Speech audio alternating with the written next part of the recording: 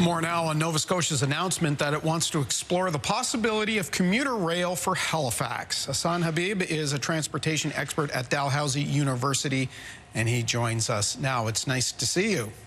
Nice to see you too. Thanks. So the province is looking into rapid rail. It's an old chestnut. It's been kicked around for a while. So what's different? Why would they be interested now? First of all, it's a welcoming news, like we are revisiting this decision right now. I think it's very important for us to start investing in transit explicitly, and rail transit is a part of that package, particularly if we would like to create regional connectivity that goes beyond suburban areas. As you pointed out very rightly, we studied it by Dr. Richard Soberman, who was supervisor of my supervisor at least 25 years ago. But this question comes often. I hope that this will be different this time.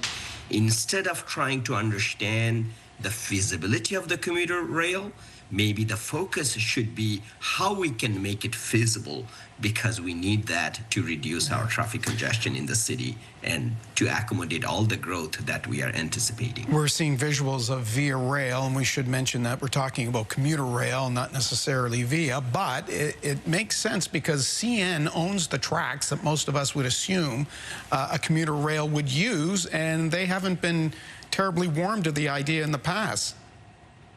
I think it takes our city to take the step, or the province. Like, if we have a collective agreement, like, there will be a way out. We have experience in Toronto, for example. CN share, and in other railway operators share their resources with the public transit system. So we have examples in other places.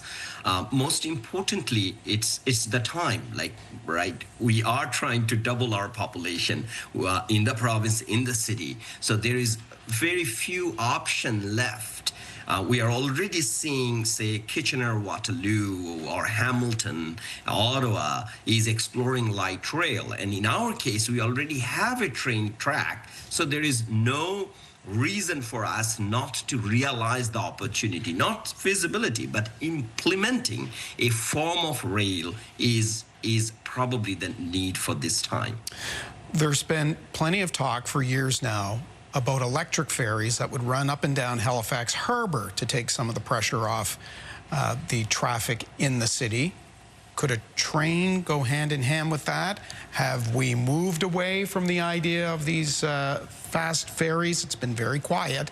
And either one of them would be years and years away. I think at some point we'll need both. Like, in my view, like, if we are really serious about the growth that we are talking about by all platforms. But the issue here is, like, it's not just these two massive investment. We also need investing in bus rapid transit, for example.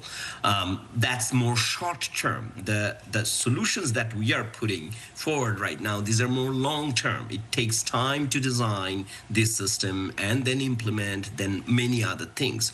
One of the criticism or all other outcome that we got in the feasibility study, which we did, by the way, every 5 years, of this commuter rail, is that density is not good enough on that corridor to support transit ridership. My solution will be maybe looking at this time how we can densify that corridor so that this commuter rail or ferry or both can be useful to take those pressure out from the commuting. That's kind of a package. Particularly, we also need to look at how we'll be bringing people with other forms of transit to those stations, say ferry terminal, or the rail stations that we are talking about. Transit-oriented development needs to be also think through as we are tackling our housing crisis. So this is a kind of a package approach, and I hope that this time with our regional transportation plan, we should go in that route, not simply studying these aspects. Okay, well, let me pick up on that point, because anybody who's been to Vancouver or Toronto knows wherever there is a subway stop, suddenly there are 10-story condo buildings, townhouses, and the like.